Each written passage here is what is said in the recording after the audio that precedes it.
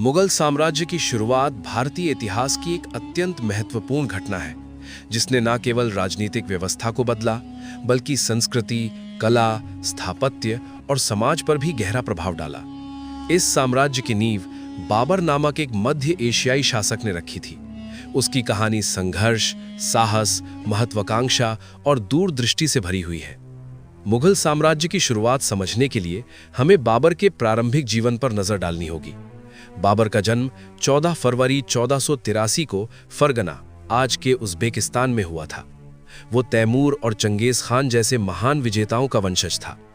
उसके पिता उमर शेख मिर्जा फरगना के शासक थे, लेकिन बाबर की उम्र केवल 11 वर्ष की थी जब उसके पिता की मृत्यु हो गई। इतनी कम उम्र में ही बाबर को शासन संभालना पड़ा, जो उसके लिए बहुत कठिन था। बाबर का बचपन और युवावस्था संघर्षों से भरी रही। उसने कई बार अपना राज्य खोया और वापस पाया। समरकंद पर कब्जा करने की उसकी कोशिशें कई बार असफल रहीं। इन असफलताओं ने उसे कमजोर नहीं बनाया, बल्कि और मजबूत बनाया। अंततः उसने ये समझ लिया कि मध्य एशिया में स्थायी सत्ता स्थापित करना कठिन है, इसलिए उसने भारत की ओर ध्यान दिया। उस समय भारत की राजनीतिक स्थिति कमजोर थी। दिल्ली सल्तनत का शासन इब्राहिम लोदी के हाथों में था, जो एक सख्त और अलोकप्रिय शासक था। उसके अपने अमीर और सरदार उससे नाराज थे। यही कारण था कि कई लोगों ने बाबर को भारत पर आक्रमण करने के लिए आमंत्रित किया। बाबर ने भारत पर कई छोटे छोटे आक्रमण किए, लेकिन उसका मुख्य उद्देश्य एक स्थायी साम्राज्य स्थापित करना था। 1526 में उसने एक निर्णायक युद्ध लड़ा, जिसे पानीपत का प्रथम युद्ध कहा जाता है। ये युद्ध बाबर और इब्राहिम लोदी के बीच हुआ। बाबर की सेना संख्या में कम थी, लेकिन उसकी रणनीति और तकनीक बहुत उन्नत थी। बाबर ने इस युद्ध में तोपों और बंदूकों का उपयोग किया, जो उस समय भारत में नई तकनीक थी। उसने तुलुगमा और अरबा जैसी युद्ध रणनीतियों का प्रयोग किया, जिससे उसकी सेना अधिक प्रभावी बन गई। इब्राहिम लोदी की विशाल सेना इन नई तकनीकों और रणनीतियों के सामने टिक नहीं सकी। अंततः बाबर ने युद्ध जीत लिया और इब्राहिम लोदी मारा गया। पानीपत की इस जीत के साथ ही भारत में मुगल साम्राज्य की नींव रखी गई।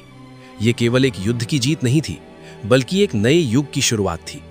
बाबर ने इसके बाद दिल्ली और आगरा पर कब्जा कर लिया और खुद को भारत का शासक घोषित किया। हालांकि बाबर का रास्ता अभी भी आसान नहीं था। उसे भारत में अपनी सत्ता को मजबूत करने के लिए कई अन्य शासकों से लड़ना पड़ा। 1527 में उसने मेवाड़ के राणा सांगा के खिलाफ खानवा का युद्ध लड़ा। राणा सांगा एक शक्तिशाली राजपूत शासक थे और उन्होंने बाबर को चुनौती दी थी। ये युद्ध भी बहुत कठिन था, लेकिन बाबर ने अपनी रणनीति और नेतृत्व के बल पर इसे जीत लिया। इसके बाद 1528 में चंदेरी का युद्ध और 1529 में घाघरा का युद्ध हुआ, जिनमें भी बाबर विजयी रहा। इन सभी युद्धों के बाद बाबर ने उत्तरी भारत में अपनी स्थिति मजबूत कर ली। बाबर केवल एक योद्धा ही नहीं था, बल्कि एक संवेदनशील और विद्वान व्यक्ति भी था। उसने अपनी आत्मकथा बाबरनामा लिखी, जो तुर्की भाषा में है। इसमें उसने अपने जीवन, युद्धों, प्रकृति और समाज का बहुत सुंदर वर्णन किया है। इससे हमें उस समय के इतिहास और संस्कृति की गहरी जानकारी मिलती है।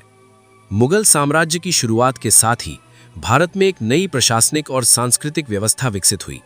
बाबर ने एक मजबूत केंद्रीय शासन की नींव रखी, जिसे उसके उत्तराधिकारियों ने और विकसित किया। उसने भूमि व्यवस्था, सेना और प्रशासन में कई सुधार किए। हालांकि बाबर का शासनकाल लंबा नहीं था। 1530 में उसकी मृत्यु हो गई, लेकिन उसने जो नींव रखी थी वो बहुत मजबूत थी। उसके बाद उसका बेटा हुमायूं गद्दी पर बैठा और मुगल साम्राज्य को आगे बढ़ाया। मुगल साम्राज्य की शुरुआत केवल एक राजनीतिक घटना नहीं थी, बल्कि ये भारतीय इतिहास का एक महत्वपूर्ण मोड़ था। इसने भारत को एक नए सांस्कृतिक और सामाजिक रूप में ढालने की प्रक्रिया शुरू की। मुगलों के शासन में कला, वास्तुकला, साहित्य और संगीत का अभूतपूर्व विकास हुआ।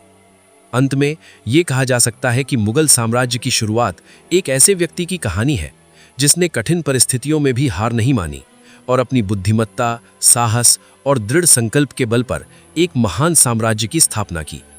बाबर की ये कहानी हमें ये सिखाती है कि असफलताएं केवल सफलता की सीढ़ियां होती हैं, यदि हम उनसे सीखकर आगे बढ़ें।